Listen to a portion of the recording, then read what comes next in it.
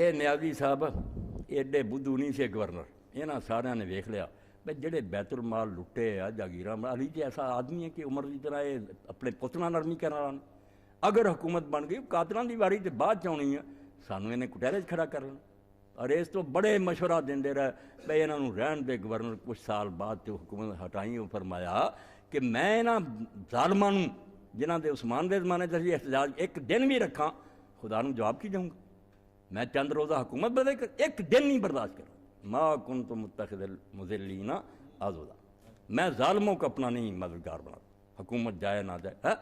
اور وہ بندے بھیجے بیٹا جڑے جنہاں دی حق تلفی سی، مدینے والوں دا جڑا حق ماریا سی، سال بن حنیف گیا، عثمان بن حنیف گیا، سارے بڑے چوٹی دے صاحب، چارج ہی نہیں دیتا۔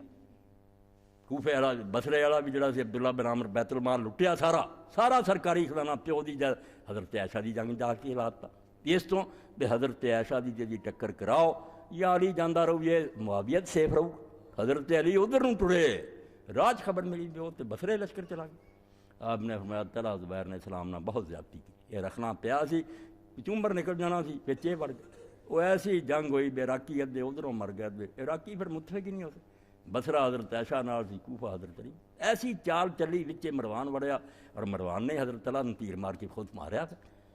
کیڑی کتاب پہ نہیں لکھیا؟